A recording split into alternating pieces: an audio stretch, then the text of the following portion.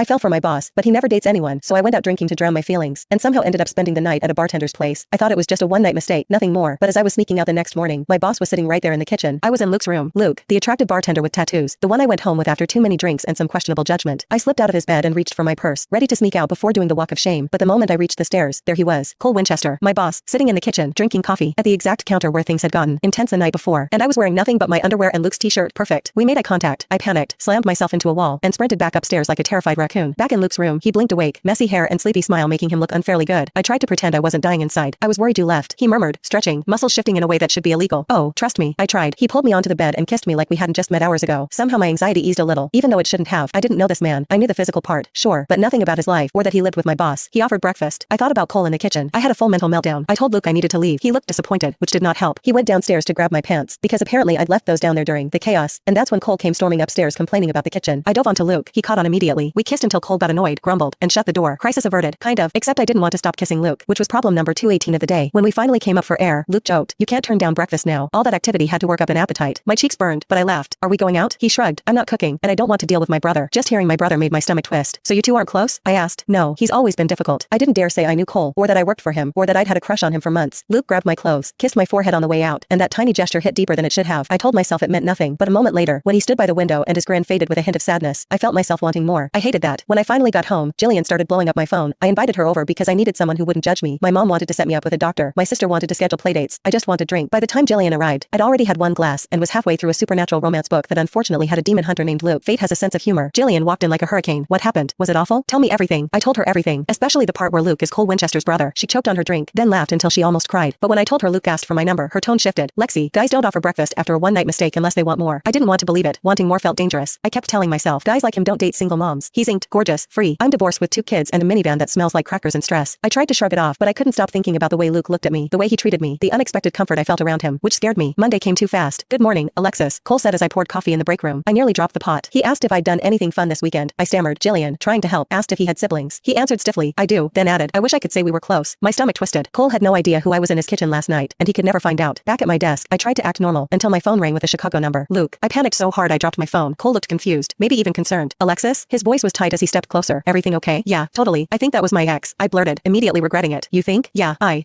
didn't recognize the number." "Right, Lexi, dig that hole deeper." Cole glanced out the window for a moment, then at me, like he was seeing me differently. The printer spat out the last page, and silence settled over my tiny office. Cole inhaled sharply, stepped toward the door, and left. After he was gone, Jillian slipped inside. "Did you listen to the voicemail?" "No, I'm terrified." She rolled her eyes. "Play it." I hit speaker. "Hey, Lexi, it's Luke. I was wondering if you want to hang out again sometime. Maybe repeat Saturday night, but do dinner first. Call me." Jillian smacked my arm. "He likes you. Call him." "I will, later, when Cole isn't lurking." As we headed out for lunch, we ran straight into Cole. "Mind if I join